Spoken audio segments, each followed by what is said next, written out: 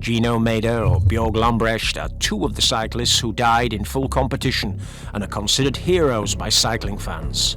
But there are others like them who are less well known to the general public for passing away outside of the cameras and at improper ages, like Miguel Indurain's 5 Gregarios who died of various causes, and our protagonist today, a guy who, in 2016, at the same age as the ski jumper, was able to win a World Tour stage ahead of Primoz Roglic before the Slovenian became a world superstar. 8 years later, while the Giro and Vuelta winner earns more than €4 million a year thanks to 2 Central European multinationals, Alexey Tsatevich dies anonymously, without a known cause, as a broken toy of cycling, and the UCI that has forgotten the athletes of his country in a ridiculous woke posture, dies as a broken toy of the doping practices carried out in his country, and dies as a broken toy of Mother Russia itself. A citizen who stopped being a professional at the same time that, all of a sudden, his country disappeared from top-level cycling. Pay tribute to this man in the comments as we pay him this humble tribute. Alexey Tsatevich came to professional cycling like so many other Russians of the past, athletes such as Yevgeny Berzin or Dmitry Konyshev, through the Italian paradise for Eastern Europeans.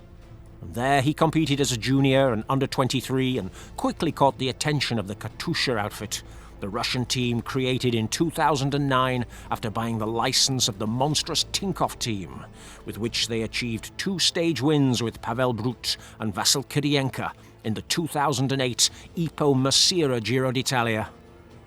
2 years later, Tsatevich was already part of the team in which the Andorran Joaquim Rodriguez found the motivation to go from being a good climber to becoming #1 in the UCI rankings, a winner of monuments, and placing on the podium in the 3 big stage tours.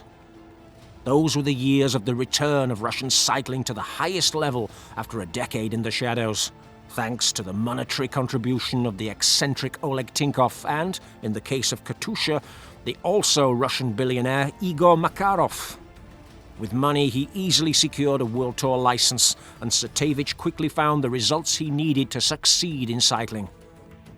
Despite being less than 1.7 meters tall, Alexey was a very fast man with excellent top speed, and the vast majority of his successes came in Belgian and Italian classics at a secondary level.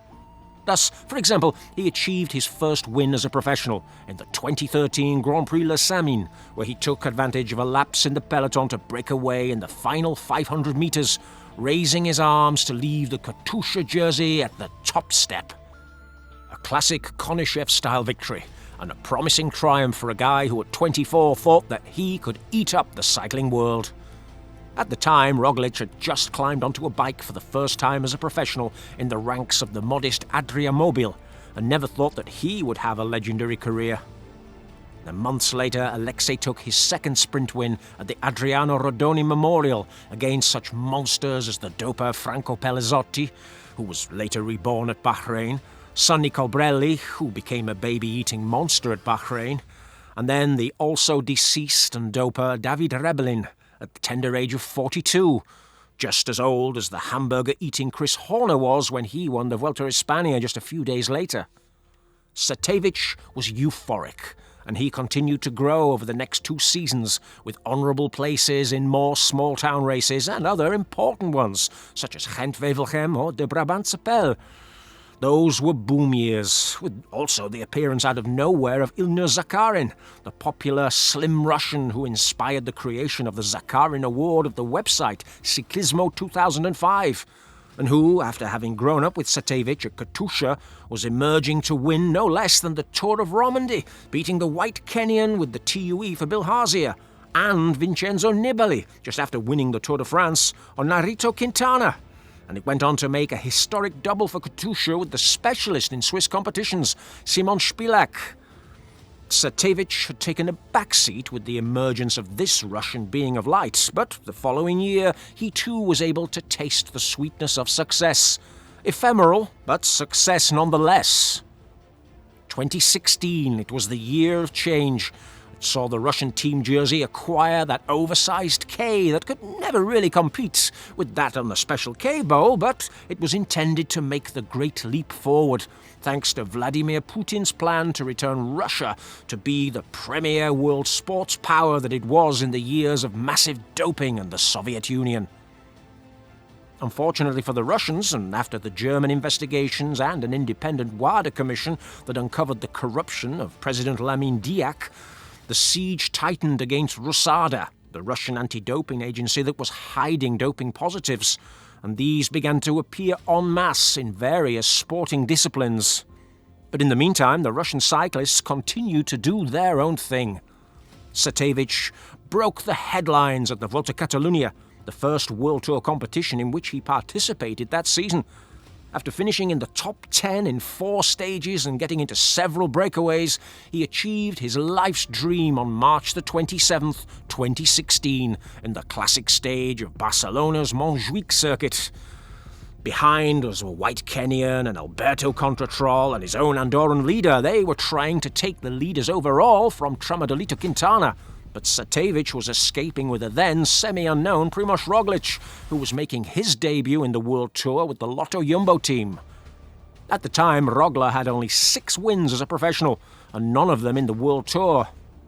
Holding off the Slovenian surges on the Barcelona climb and then working together as if they'd known each other all their lives, they were able to reach the final lap of the circuit with enough distance to play for the win between the two of them. The Slovenian skier couldn't let him go on the climb, but then, as if he were a simple worm, Tsatevich crushed Roglic at the finish, taking advantage of his far superior top speed. It was the Russian's only World Tour victory, and the last of his professional career. It was the beginning of the end. 2 months later, at the Giro d'Italia, Roglic took his first World Tour victory, and his first in a Grand Tour, by destroying the favourites in that edition's long, flat time trial.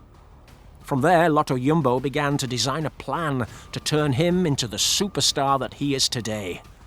The Russians also shone in that Giro, but on this occasion, in the Gazprom Rusvelo formation, very close to Putin for obvious reasons, and where, among others, the creator of hypoxia chamber hotels and convicted doper Alexander Kolobnev was a competing rider. It was not the now veteran Liège salesman who triumphed in this Giro, but 2 of the greatest monsters ever created in the last decade. Sergei Fersanov, flying through the mountains at the tender age of 34, and Alexander Foliforov, the mythical winless youngster who scored the only victory of his career in the hilarious time trial climb to the Alpe de Suisy, where he crushed Vincenzo Nibali and Steven Kruijswijk as if they were sad little gingerbread men. Tsatevich couldn't shine. It seemed that his life was tied to Roglic's in an inverse way, and on the same day that the Slovenian triumphed, Tsatevich missed his big chance. For some reason, he decided to ride behind Swedish time trial specialist Tobias Ludvigsson for much of the course, which is of course cheating, and he was expelled by his own team from the Giro after being fined by the millionaire Makarov. And that same year, he did not renew his contract with Katusha. But the team, and Russian cycling, was already in line for demolition. In July, WADA had proven Russian doping at the Sochi Olympics, and thanks to the McLaren report, the Russians were banned from the Rio Olympics. The investigation continued, but as far as cycling was concerned, the tap was turned off. Sponsors stopped believing in the Russians. Tinkoff left the sport, and Makarov would leave soon after, selling his team on to the Swiss, with the same sponsor that today is emblazoned on the magnificent torso of Mathieu van der Poel, the hair-doping one. Tsatevich, still young, managed to find a job at Gazprom, the retirement home for all Russians at the time, but the team was no longer the high flyer of the 2016 Giro, and in 2017 Alexey had a completely anonymous season, as did Foliforov. Both retired at the end of the campaign, Tsatevich at just 29 years old.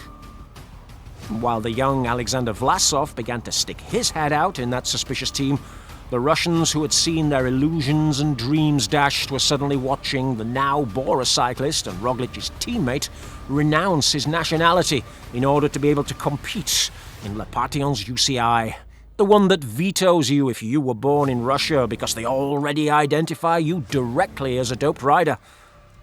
Tsatevich sought joy in ice hockey but didn't find it. And now he's died, at the age of 34, while Roglic seeks to win the Tour de France with Vlasov, the ex-Russian, as his lieutenant. Sometimes it's such a fine line between success and failure.